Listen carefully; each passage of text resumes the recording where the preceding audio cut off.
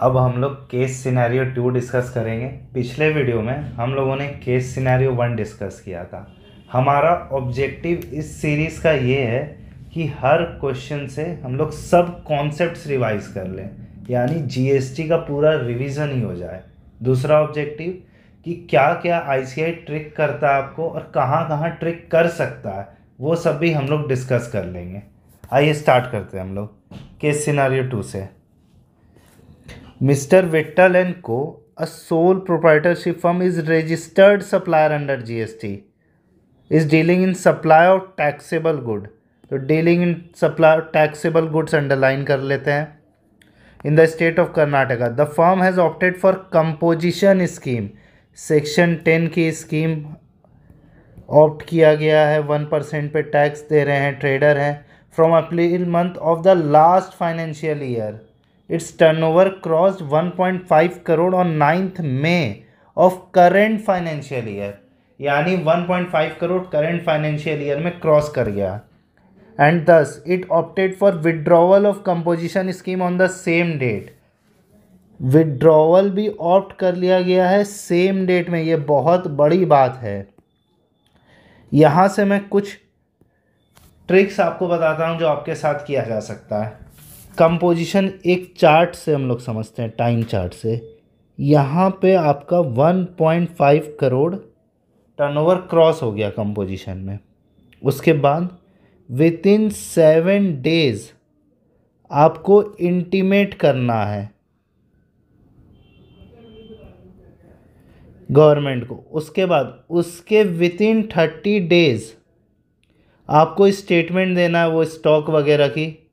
तो मैं स्टेटमेंट लिख देता हूँ। अब जिस दिन 1.5 करोड़ आपका क्रॉस हुआ उसी दिन से आप फॉरवर्ड चार्ज मैकेनिज्म में टैक्स देने के लायबल हो गए। टैक्स उसी दिन से देना है। इंटीमेट भले 7 डेज में करना है और उसके 30 दिन बाद इनपुट का डिटेल देना है, वो सब बाद में होगा, लेकिन पैसा पहले दिन से आपको देना है। तो यहाँ पे देखिए, आपसे पूछा, आपको बोला it opted for withdrawal of composition scheme on the same date, यानी इन्होंने ये 7 डेज वाला ऑप्ट पहले ही कर लिया है। 7 डेज वाला ख़त्म हो गया है, तो आपके लिए बस 30 डेज वाला स्टेटमेंट देना बाकी रहा। तो यहाँ पे क्या क्या क्वेश्चन बन सकते हैं। बोल देगा ऑप्ट फॉर विड्रॉवल नहीं रहेगा, तब आपको 7 डेज वाला जाना है करेक्ट करने के लिए। उसके बाद विड्रॉवल के लिए ऑप्ट कर लिया तो यानी अब स्टेटमेंट देना है। ठीक है, ये सब चेंजेस रहे, ये सब आपको बोला जा सकता है। Next, Vittal and co remove goods on 10 June for delivery to Suri and co on sale or return basis. ये पढ़ के मेरे को 180 डेज जैसा कुछ याद आ रहा है, 6 मंथ जैसा, सॉरी 6 मंथ मेरे को याद आ रहा है। And Suri & Co. accepted the goods via its confirmation mail dated 15 December. Next, the firm had paid GST on various items during the month of August, यानी अगस्त मंथ का सिर्फ अभी बात हो रहा है।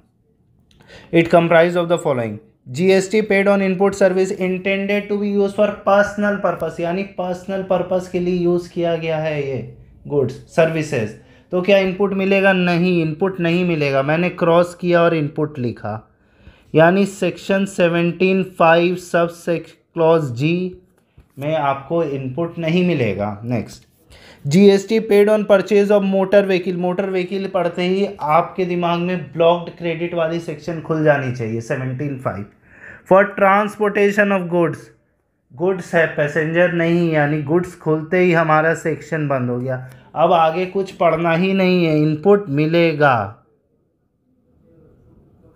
पर क्या लिखा? Being a 2 wheeler having engine capacity of 25 CC. कुछ लोग बोलेंगे कि 2 व्हीलर है 25 सीसी का है, इस कारण से आपको इनपुट मिलेगा, पर ऐसा नहीं है। वो फिल्टर आपको तब लगाना है जब ट्रांसपोर्टेशन ऑफ पैसेंजर हो। ट्रांसपोर्टेशन ऑफ गुड्स वाले व्हीकल के लिए इनपुट ब्लॉक नहीं है, यानी यहाँ इनपुट मिलेगा। Next, GST paid on purchase of computer और GST portion was included at part of cost to claim depreciation, यानी जीएसटी पोर्शन पे इन्होंने डिप्रिसिएशन क्लेम कर लिया है, तो क्या इनपुट मिलेगा? नहीं। इनपुट की कंडीशन ही ये सेटिस्फाई नहीं करता एलिजिबिलिटी क्राइटेरिया सेक्शन 16(3) की। उसके बाद during May Vittal and co had reverse, मई के मंथ में इन्होंने रिवर्स किया ITC of 10,000 for not making payment to vendors within 180 days, यानी 180 डेज में पेमेंट नहीं करने के कारण मई के मंथ में रिवर्स कर दिया आईटीसी। अब the pending payment was cleared in the month of अगस्त, इस मंथ में वो पेमेंट क्लियर हो गया, यानी अब आईटीसी मिलेगा अगस्त में। तो मैंने यहाँ टिक करके इनपुट लिख दिया। Out of purchase made and ITC avail during earlier months, the following information is available as on September. अब सितंबर में देखते हैं, पेमेंट इज़ ड्यू फॉर इतना, रिलेटेड आईटीसी कंपोनेंट इतना। तो 180 डेज में प्रोविज़न क्या बोलता है हम लोग एक बार देखते हैं। The registered person must pay to the supplier the value of goods और services along with tax within 180 days from the date of issue of invoice. अगर इनपुट लेना है तो 180 डेज में पेमेंट कर दीजिए अपने सप्लायर को। अगर पेमेंट नहीं किया, whether wholly or partly, within 180 days from the date of issue of invoice, then shall pay or reverse amount equal to ITC availed in respect of such supply proportionate to the amount not paid to the supplier। यानी आपने जितना portion पे नहीं किया 180 days में, उसका proportion करके आप ITC रिवर्स कर दीजिए along with interest, यानी 180 डेज में पे कीजिए, नहीं तो रिवर्स कर दीजिए। आप रिवर्स कर चुके, अब आप जब पेमेंट करेंगे तब आप वो आईटीसी वापस क्लेम कर सकते हैं। XYZ को पेमेंट ड्यू 165 डेज से, क्या 180 डेज पार हुआ है? नहीं, तो रिवर्स होगा? नहीं, 2 क्रॉस। 199 डेज, क्या 180 डेज पार हुआ? हाँ, रिवर्स होगा? हाँ। 99 डेज, क्या 180 डेज पार हुआ है? नहीं, रिवर्स होगा? नहीं।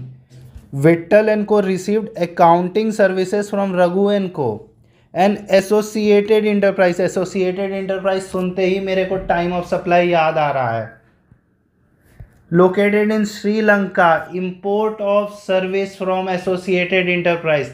ये पढ़ते ही मेरे को प्रोविज़न याद आ गया कि इसमें इनवॉइस का तो कोई रेफरेंस ही नहीं है, कोई रोल प्ले नहीं करता इनवॉइस। टाइम ऑफ सप्लाई कब होगा? Date of payment in the books of recipient और date of entry in the books of accounts, यानी आपने जिस दिन जनरल एंट्री पास की सर्विस की ये, या फिर payment whichever is earlier. Reverse charge mechanism, कोई भी रिवर्स चार्ज मैकेनिज्म देख के 61 date from the date of invoice date of payment पे नहीं जाएगा, क्योंकि एसोसिएटेड इंटरप्राइज है।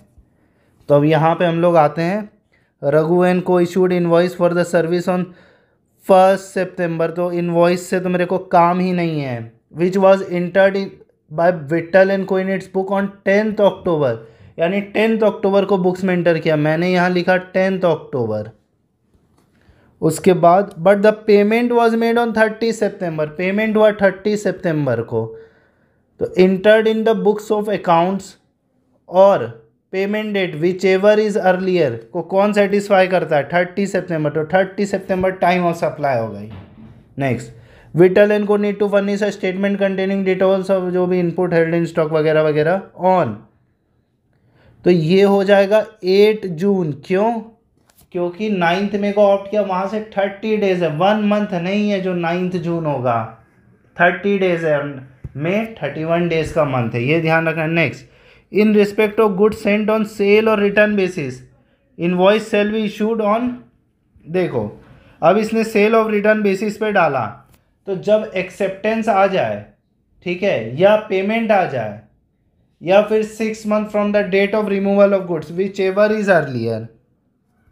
तो 6 मंथ 10 जून से 180 डेज नहीं है, यहाँ 6 मंथ है। तो 6 मंथ 10 जून से 10th December.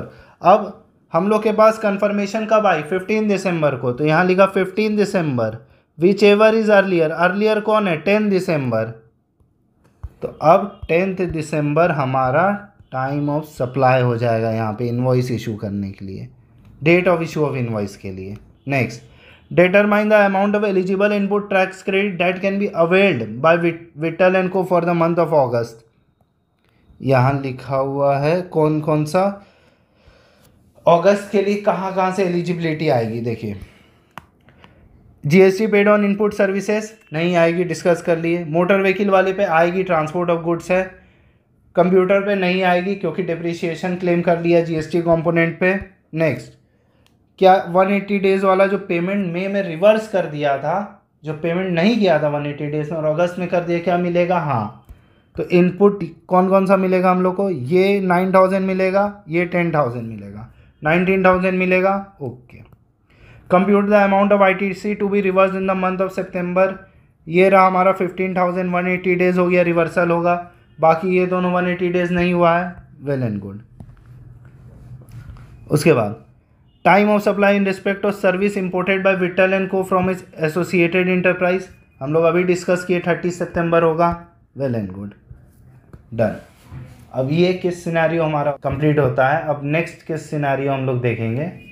Thank you very much, stay connected.